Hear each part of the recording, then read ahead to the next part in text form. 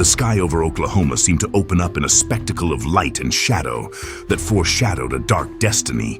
It was May 24th, 2011, when the calm of the plain was replaced by a roar that the memory of those who heard it could never erase. Over the horizon, blackened clouds gathered in gigantic towers, charged with electricity and fury. There, between El Reno and Piedmont, one of the most violent tornadoes ever recorded by modern science was about to take shape. It all began with an eerie, almost unnatural silence that spread over the fields of western Oklahoma. The birds fell silent, the wind stopped for a moment, and the sun's rays were extinguished behind a wall of clouds that rose like a dark fortress. Within minutes, the calm was replaced by the fury of a rotating supercell, a storm engine that twirled around itself as if it wanted to devour the horizon. From that womb of shadows, a funnel slowly descended. At first, it was a faint, barely visible trace, like a column of smoke rising in the air. But within seconds, the funnel gained strength, widened, and touched the ground with a violence impossible to describe. The monster had just been born. With each twist, it grew larger, wider, until it reached terrifying dimensions, a vortex several hundred meters across that swept away everything in its path. The first to feel its fury were the open fields outside El Reno. There, the tornado lifted cars stuck on the road from the ground, tossing them hundreds of feet away like simple toys. Witnesses later spoke of cars that vanished from view, vaporized in midair, while others were found twisted, reduced to unrecognizable scrap metal. The force of the wind was such that some vehicles were thrown more than a mile away. A tanker truck weighing more than 9 tons was overturned, as if it weighed nothing. The tornado's fury made no distinction between light and heavy. Everything was sucked in, crushed, and scattered for miles. And as if that weren't enough, the storm unleashed one of the most unusual episodes ever documented. An oil platform, weighing more than 850 tons, was lifted from its foundations and sent rolling several times.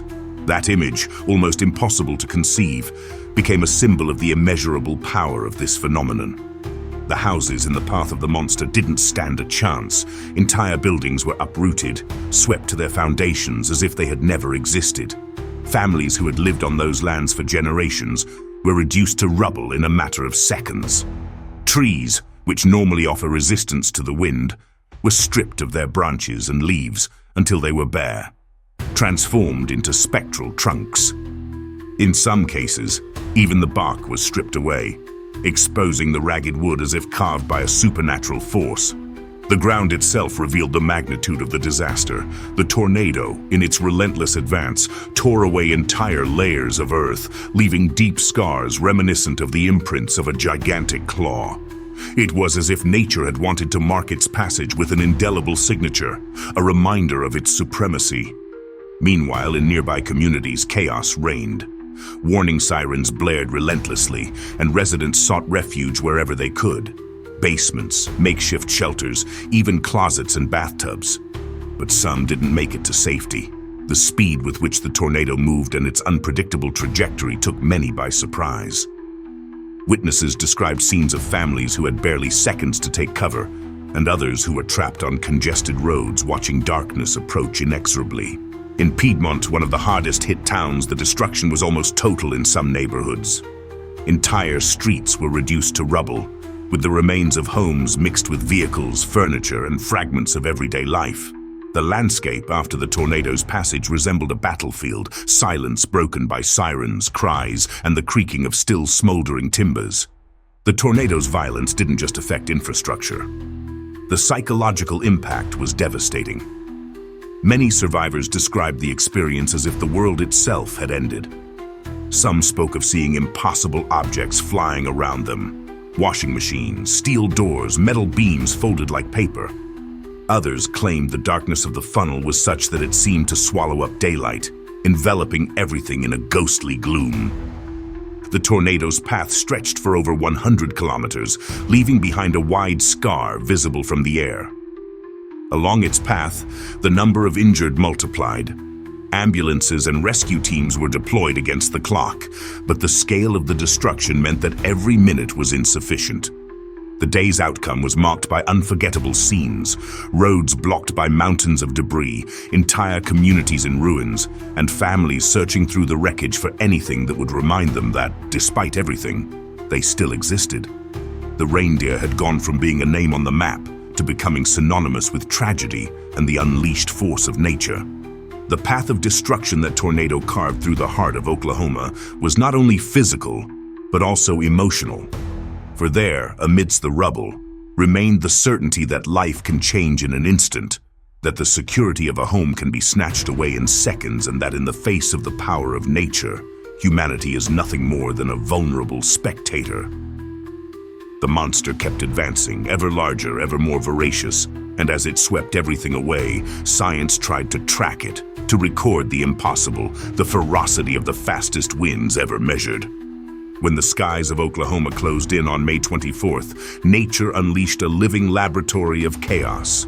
Meteorologists, armed with cutting-edge technology, saw in the RENO tornado a unique opportunity to observe up close what until then had been almost unobservable, the anatomy of a wind monster.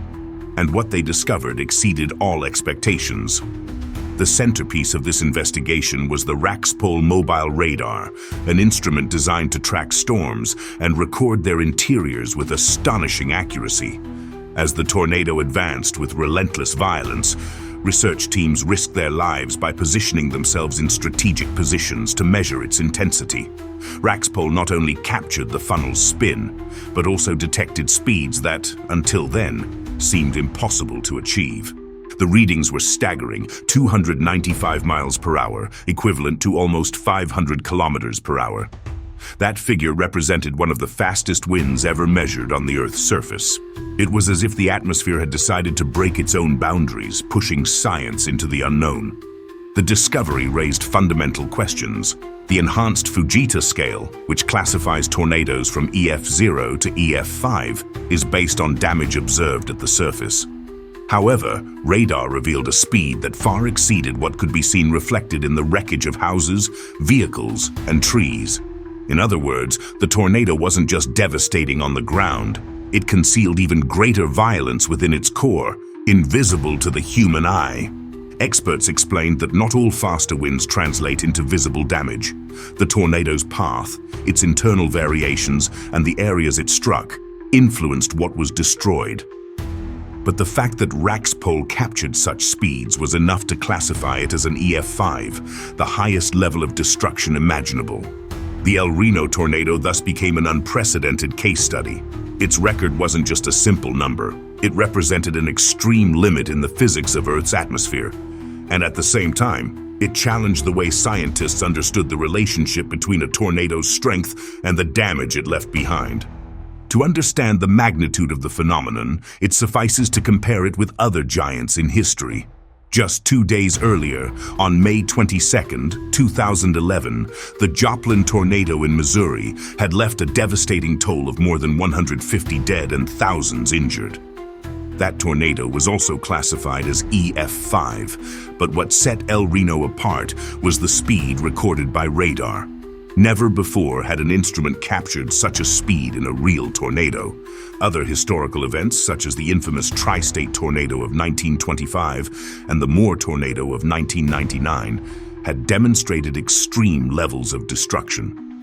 However, none of them had been analyzed with such precise technology. The RENO tornado not only became part of the list of the most destructive tornadoes, but also set a scientific record that is difficult to surpass. Meteorologists describe the phenomenon as a live laboratory. Every second of measurement revealed insights into the monster's internal dynamics, the twists and turns within twists, the formation of secondary vortices capable of intensifying damage in specific areas, and the almost chaotic variability of the wind. It was like watching a naturally aspirated engine running at full power, with invisible gears moving at unimaginable speeds. But the ferocity of RENO couldn't be measured in numbers alone. The human experience offered a different, equally terrifying scale. Survivors recounted how the tornado's roar was so loud it drowned out all other sounds, even the wailing sirens. The air seemed to vibrate, charged with a bone-rattling energy. And amidst this symphony of destruction, science was trying to uncover truths that could save lives in the future. The data collected that day became the subject of study for years. They revealed not only the destructive capacity of the most powerful tornadoes, but also the need to improve early warning systems. If nature could generate winds of nearly 500 kilometers per hour, then humanity should prepare for scenarios that until then seemed impossible. The analysis also made it clear that tornadoes are not uniform phenomena. They can change size, intensity, and trajectory in a matter of seconds, making them threats as unpredictable as they are deadly. El Reno showed how a tornado could harbor multiple vortices within it, each with the power to level entire neighborhoods. A single twist could mean the difference between life and death. Thus, the El Reno tornado was not just a local disaster. It became a global symbol of atmospheric ferocity, a lesson for science, a warning for humanity, and an indelible scar on the collective memory. The storm had spoken in the language of violence, and radars translated its message into numbers that still send chills down our spines today. The monster advanced, leaving destruction and awe in its wake. But what would most impact the communities were not only the record numbers, but the testimonies of those who saw it face to face and lived to tell the tale. Human stories that reveal the true cost of facing the fastest wind on Earth. The numbers, the wind speeds, and the radar records tell part of the story. But what truly gives dimension to the El Reno tornado are the voices of those who lived through it. In their still shaking memories, the true magnitude of the horror lies hidden. When the warning siren began to wail, many thought it would be just another afternoon in Oklahoma. Accustomed to living in Tornado Alley, most knew that storms were part of the landscape, although there was always hope that this time the monster would swerve. However, it soon became clear that it would not be an ordinary day. In Piedmont, a mother recounted how she had mere seconds to act. With her children playing in the living room, she heard on television that the tornado was heading straight for her neighborhood. She ran to the basement, hugged them tightly, and barely managed to close the door when the entire house began to shake. "It felt like a train ran over us," she would later say, tears welling in her eyes. The noise was deafening, the ground was vibrating, and then everything was gone. When she stepped outside, all that was left was rubble. Her house, the trees in the yard, and the street itself were gone. Others weren't so lucky. On the highway connecting El Reno to Piedmont, several families were stuck in traffic, watching the sky darken and the funnel approach with a blood-curdling roar. Some tried to flee on foot, others sought refuge under bridges or in makeshift ditches. Witness accounts describe screams, desperation, and the sound of objects flying around them like projectiles. One woman later recounted seeing an entire car rise up before her eyes and disappear into the black cloud, leaving no trace. A farmer outside El Reno would recall how his world crumbled in a matter of minutes. He owned a property with barns and farm equipment. When the tornado hit, he watched as his tractor, which weighed several tons, was swept away as if it weighed nothing. The barns collapsed in seconds, and his animals were scattered across the field, some missing entirely. "It was like the earth itself had been ripped away," he said in a faint voice. The pain wasn't limited to material loss. The tornado took lives that would never be returned. 9 people died on that fateful day, each leaving behind a story that would resonate in their communities. Neighbors, friends, and family members searched through the rubble, hoping to find someone alive. The cries of those who found bodies mingled with the distant sound of sirens and rescue engines. Emergency crews arrived as quickly as they could, but the scale of the destruction was overwhelming. Paramedics described unforgettable scenes: wounded people covered in dust, bleeding, disoriented, many not even knowing where their homes were. A nurse who participated in the rescue efforts recounted how, upon arriving in a devastated neighborhood, there were no landmarks. You didn't know where the street was, where the school was, where the church was. Everything was gone. Only mountains of wood and metal remained. Even storm chasers accustomed to chasing danger were overwhelmed. Some got too close and were caught in the tornado's fury. One recounted how his vehicle was pushed several meters by gusts that felt like giant hands. "I'd never been so scared," he later confessed. "I thought that was it." and all I could hear was the roar of the wind mixed with the sound of twisting metal. Amid the chaos, there were also acts of humanity that brought respite from the horror. Neighbors pulled survivors from the rubble, families shared what little they had left. Rescuers worked tirelessly for endless hours. The tornado had ripped away everything visible, but it couldn't erase the solidarity of those who remained standing. The following days were marked by confusion and sadness. Families returned to the places where their homes had once stood, only to find ruins. Many wandered among remnants of furniture, toys, or photographs, searching for something that might bring them comfort. The discovery of a personal object, no matter how small, became a symbol of hope. The images circulating on television and in newspapers depicted an apocalyptic landscape. Entire neighborhoods razed to the ground, vehicles piled up like pieces of a twisted puzzle, trees reduced to splinters. But behind each photograph was a broken life, a memory, a story that would never be the same again.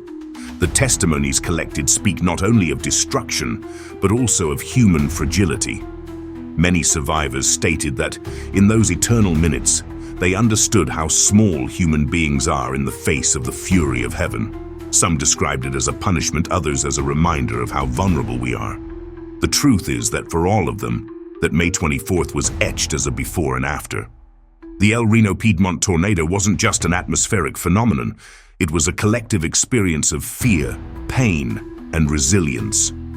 The voices of those who were there remind us that beyond records and scientific data, what defines tragedy are the lives it touches, the memories it devastates, and the scars it leaves in the hearts of communities. The monster had shown its cruelest face, but there was still another part of the story to be faced: the human response, the preparations, and the effort to understand how, despite so much devastation, more names were not added to the list of victims. The fury of the El Reno Piedmont tornado had passed, but the story didn't end with its disappearance on the horizon. In the minutes and hours following the disaster, another battle began. That of survival, immediate relief, and organization in the face of chaos. It was a moment when advanced preparation, early warnings, and human response would be tested like never before. On May 24, 2011, the National Weather Service had issued clear warnings hours beforehand. Meteorologists knew the conditions were explosive: the moisture-laden atmosphere, the extremely high potential energy, and the perfect wind dynamics for generating supercells capable of producing high-intensity tornadoes. Unlike previous decades, when tornadoes often surprised entire communities without warning, this time science had managed to anticipate them. The sirens sounded early enough for thousands of people to seek shelter. Radios, televisions, and cell phones broadcast urgent messages: "Take shelter now."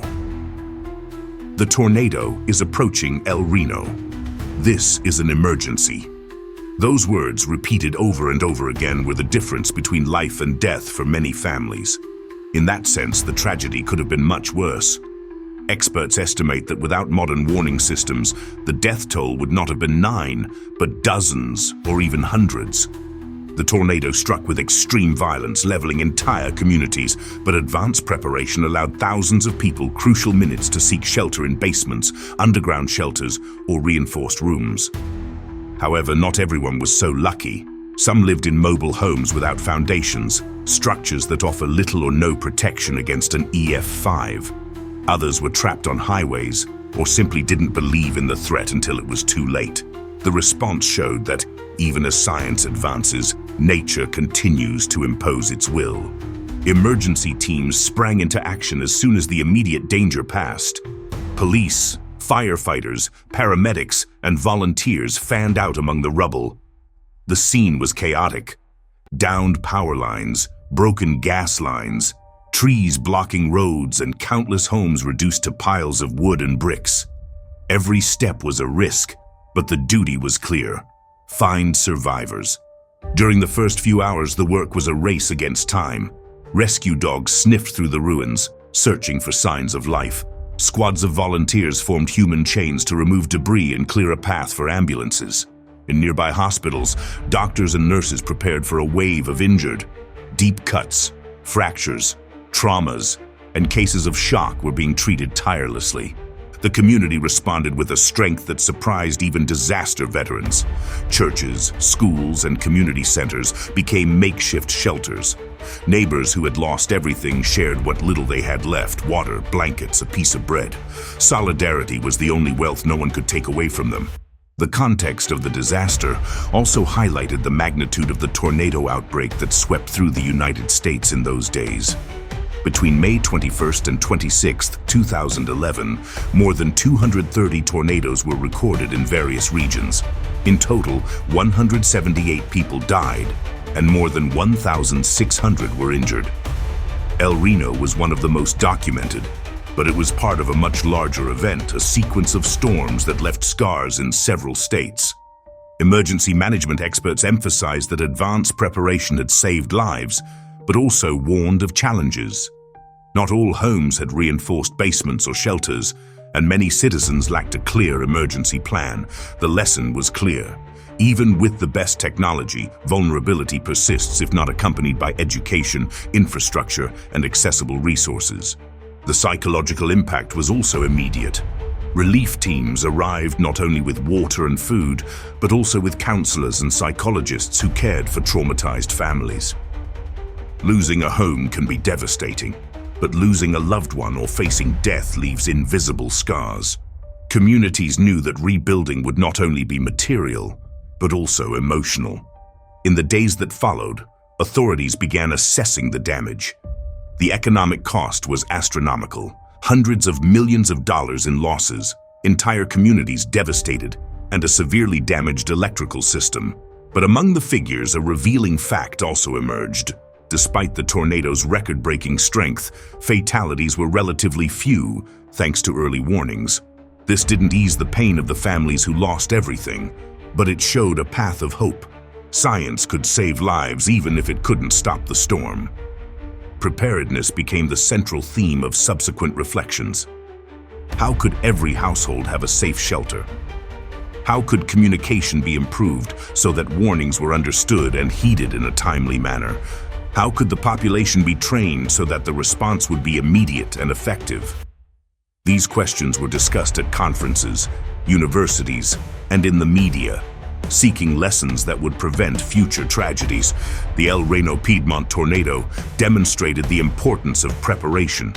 It reminded the United States and the world that everything can change in a matter of minutes, that the difference between life and death can sometimes depend on seconds, and that collective response is as crucial as individual warning. The storm had passed, but it left behind a tremendous challenge: to learn from what happened, strengthen resilience, and honor the victims with a renewed commitment to facing the fury of the sky. The road to reconstruction was just beginning, and as communities rebuilt their homes, one question lingered: what will happen when it happens again? Because, in the heart of Tornado Alley, the only certainty is not if there will be another storm, but when. The El Reno Piedmont tornado wasn't just another storm in the long list of natural disasters that have struck the United States. It was, in many ways, a reminder that nature holds secrets that still elude our understanding. On that May 24th, 2011, the atmosphere spoke with a thunderous voice, showing that even in the age of state-of-the-art radars and the most sophisticated warning systems, we remain vulnerable to the fury of the heavens. The lessons learned from this event are multiple and profound. First, science proved that there are still limits to explore. Raxpol recorded winds approaching 500 kilometers per hour, a figure that seemed like something out of fiction.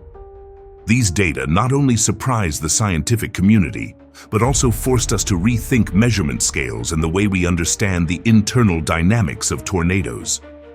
El Reno was a living laboratory, a phenomenon that opened doors to knowledge, but also new questions. Secondly, the tragedy reaffirmed the importance of early warning systems. Sirens, radio and television messages, and mobile apps provided crucial minutes for thousands of people to be saved. 9 lives were lost that day, and each one represents irreparable pain. However, the reality is that there could have been dozens or hundreds more victims. Preparation worked, and that should be a call to strengthen it even further. But perhaps the hardest lesson is the one that can't be measured in data or statistics. El Reno taught us that human beings, no matter how much technology they possess, remain fragile. Homes that took decades to build were erased in seconds.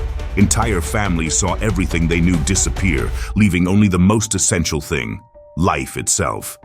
And in that vulnerability, resilience also emerged. The solidarity among neighbors, the courage of the rescuers, and the hope of the survivors were proof that even if a storm tears everything away, it can never take away the will to get back up. This tornado also became a point of historical comparison. Experts mention it alongside Joplin, Tri-State, or Moore, reminding us that every generation seems to face its own monster. However, the difference lies in how we choose to respond. Learning from the past is the key to facing the future, because at the heart of Tornado Alley, the question is never if there will be another, but when will it come? Reflecting on El Reno is also reflecting on our relationship with nature. We've built cities, constructed roads, and created technology capable of exploring other planets. Yet we still feel small compared to a funnel of wind that emerges in a matter of minutes. This paradox should inspire us not with fear, but with humility. We should understand that the Earth is a living, dynamic organism, and that our survival depends on learning to coexist with its forces. For the communities of Oklahoma, the memory lives on. Every spring, when the skies darken and the clouds begin to swirl, hearts beat faster. The collective memory recalls that day in May, when an invisible monster swept everything away.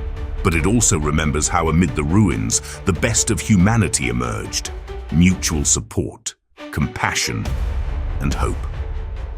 Today, more than a decade later, studies on El Reno continue to provide knowledge.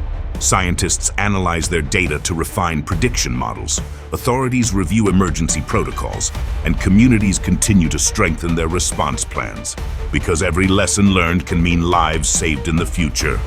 The legacy of this tornado is not only written in the debris it left behind, but in the memory of those who survived and in the commitment of those who strive to ensure a similar tragedy never happens again. And yet nature constantly reminds us that it hasn't shown all its cards yet. What will happen if one day we face a tornado more powerful than El Reno? Are we ready for what's to come? The documentary we've watched together is not only a story of destruction, but also a warning and a call to action. Preparing, educating, and building resilience are essential steps to facing the inevitable. The reindeer was a lesson written in wind and ashes, and it's up to us to ensure it's not forgotten. Because the true power of memory lies not in remembering pain, but in using it to protect ourselves from the future. The heavens will roar again, sooner or later, and then it will be time to show that we learned from what history taught us on that May 24th.